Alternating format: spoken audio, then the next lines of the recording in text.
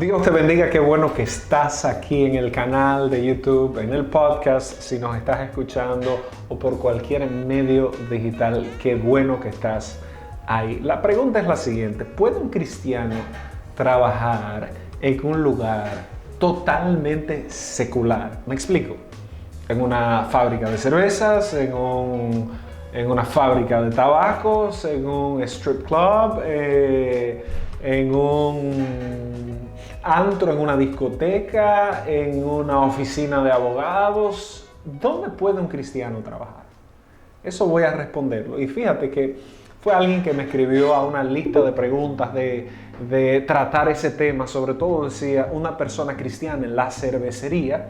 Y eso es como que disruptivo para muchas personas, cómo un cristiano trabaja en algo que en nuestro país aporta cerca del 10% del Producto Interno Bruto, que sirve dentro de algunas variables o algunos abordajes, sirve para la corrupción, cosa con lo que yo no estoy totalmente de acuerdo. El alcohol moderado no es un pecado, ya lo hemos hablado.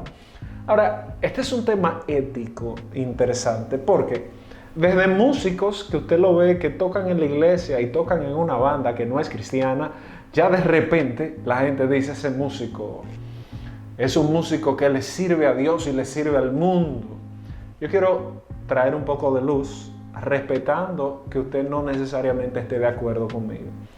Pero vamos a tomar las cartas de Pablo, tanto la primera carta a los Corintios como la segunda carta a los Corintios, y tomemos un poco de la carta a los Efesios, que trata el tema de los trabajadores. Y si usted gusta, mudémonos a la carta a los Colosenses, que también habla sobre aquella ética de que todo lo que hagamos, lo hagamos como para Dios. Pero me llama la atención el caso de Pablo en Corinto, pues esta era una ciudad totalmente cosmopolita, con una influencia griega de base enorme y con dilemas éticos serios. Cuando tú vas y lees, por ejemplo, el tema de comerse carne sacrificada a los ídolos, cómo Pablo comienza a utilizar argumentos casuísticos, digamos también de elementos consuetudinarios que comienzan a hacerse ley eventualmente. El tema aquí es que Pablo de repente dice: bueno,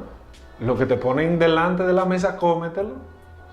Pues tú no sabes de dónde viene esa carne. Ahora, si ya tú sabes que fue una carne sacrificada a los ídolos, entonces ya eso entra directamente en tu conciencia. Ok, vamos a aterrizarnos un poquito. Tú comes comida china, ¿verdad? Porque es barata, te resuelve un problema. Si tú tienes 200 pesos, aquí estamos hablando en República Dominicana, 200 pesos son $4, $3 y algo, y tú tienes un hambre y nada más tienes eso, vas a un restaurante chino, tú no te fijas todas las estatuas que tienen, tú no te fijas en absolutamente nada de eso porque tu estómago es más fuerte que tus ojos. Pero ok, si tú eres de los que va a P.F. Chang, que es un restaurante un poquito más elaborado y más bonito, tú dirás: bueno, eso es algo cultural. Y a donde quiero llevar el diálogo en este día es al siguiente punto: ¿por qué para algunas cosas sí nosotros secularizamos más? ¿Y por qué para otras nosotros cristianizamos más? Es que existen trabajos que son más sacros que otros. ¿Puedo yo decir que porque trabajo en el pastorado tengo un trabajo más digno que el que trabaja por el jornal o el que trabaja como panadero? Definitivamente que no. De hecho, en la época que Pablo escribe, la sociedad romana estaba organizada por sindicatos. Esos sindicatos que habían eran sindicatos de panaderos, sindicatos de zapateros, sindicatos de costureros, y había un dios para cada sindicato. El tema ahí estaba en que si usted no adoraba, como el cristianismo era y es monoteísta, si tú no adorabas al dios de los panaderos, entonces tú no estabas en el gremio. Ese era el problema básico de la ética en el tiempo en el que escribe Pablo y de la Roma paulina. No es el caso hoy en día. A ti no te discriminan por ser cristiano. Por lo menos no hemos llegado ahí todavía, aunque parece que vamos hacia allá. Pero todavía no hemos llegado ahí. Entonces, ¿por qué yo puedo decir que si a mí me contratan como vicepresidente o director de marketing de la cervecería dominicana, yo no puedo ser pastor? Porque estoy apoyando a que una empresa que comercializa romo bueno, en este caso no ron, sino cerveza, usted dirá, bueno, pero qué discrepante. Pero usted trabaja como abogado y usted probablemente le ha servido a intereses no tan santos ni piadosos, o posiblemente sí, hay temas grises, o trabajas como mercadólogo y te llega una consultoría, o trabajas como videógrafo, como Daniel, graba conmigo. Pero también graba con una serie de personas y ese es su trabajo. Lo que yo quiero preguntarme, viendo el tema ético, que Pablo lo que dice es en la primera carta a los Corintios, capítulo 5, él dice, mira, ¿tú sabes qué? No te juntes con los idólatras, no te juntes con esas personas. Y dice, en algún punto, obvio, que no me refiero a todo el mundo, porque si no tendríamos que salir del mundo. ¿Quién es el que ha inventado la palabra secular? ¿Existe algo secular? Cuando tú estudias la etimología de la palabra secular, tú estás hablando de un tema de siglo, de lo que es de moda, del seculum. Esa es la etimología de esa palabra. Y la pregunta del $1.000.000 es, ¿quién es el que ha dicho que eso es necesariamente secular? ¿No es Dios dueño de todas las cosas? ¿No es Dios el que tiene absoluto control y dominio de todas las cosas? ¿No es Él el soberano? ¿No fue Él que Él creó todo?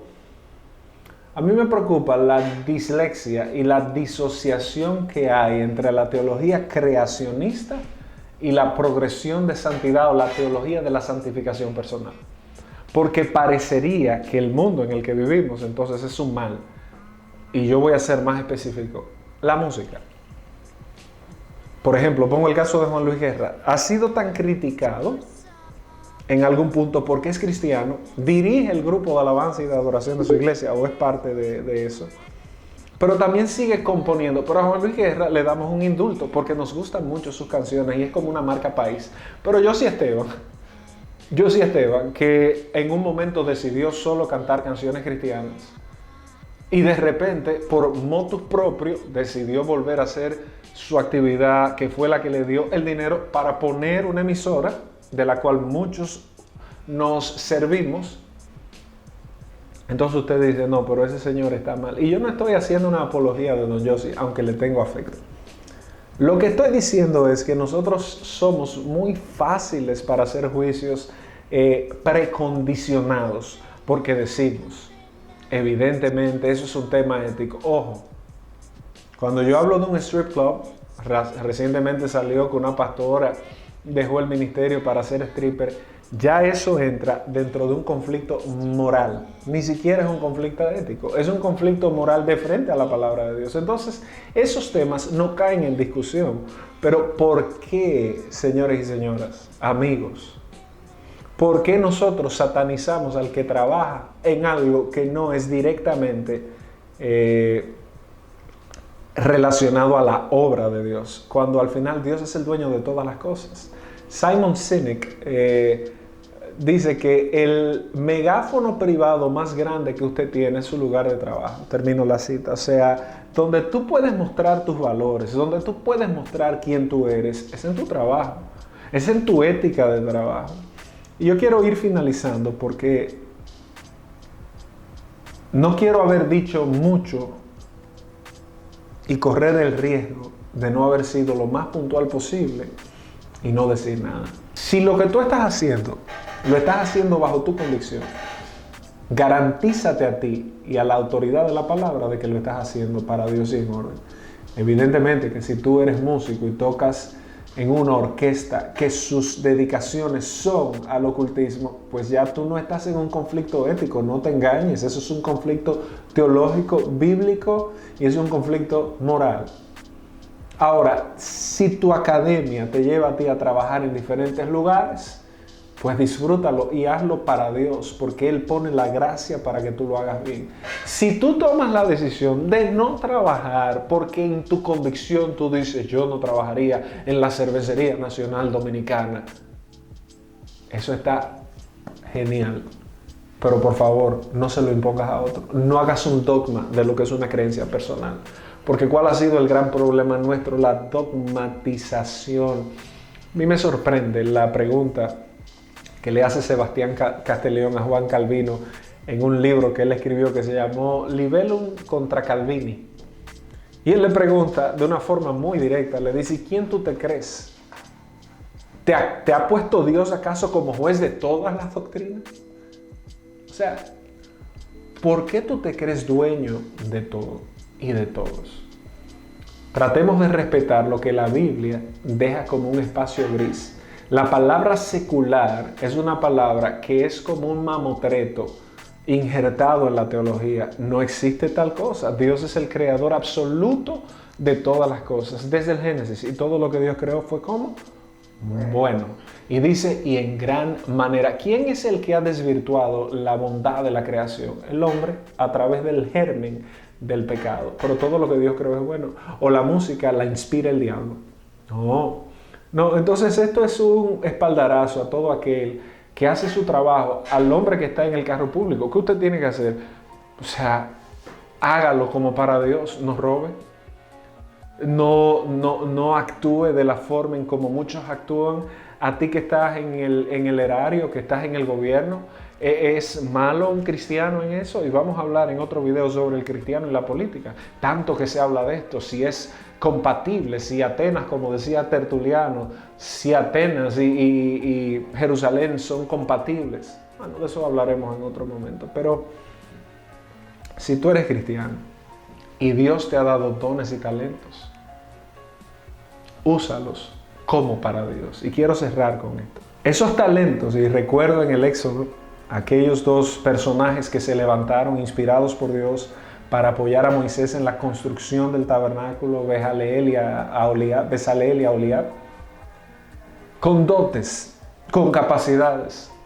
Tú puedes usarlo para vivir, pero trata de no dárselo todo al mundo. También usa tus talentos para Dios. Si tú eres músico, usa ese talento para Dios. No solo te dediques a la música secular. Si eres un gran estratega, no solo te sientes en la iglesia, siéntate en la iglesia también en algún punto y di, ¿cómo puedo apoyar con la estrategia? Si eres un buen mercadólogo, si tienes una agencia, no secularicemos ni sacralicemos. Dios es el dueño absoluto de todas las cosas y espero que también sea el dueño de tu corazón. Dios te bendiga. Si este video te gustó, dale like, dale share, coméntanos y ahí estamos para compartir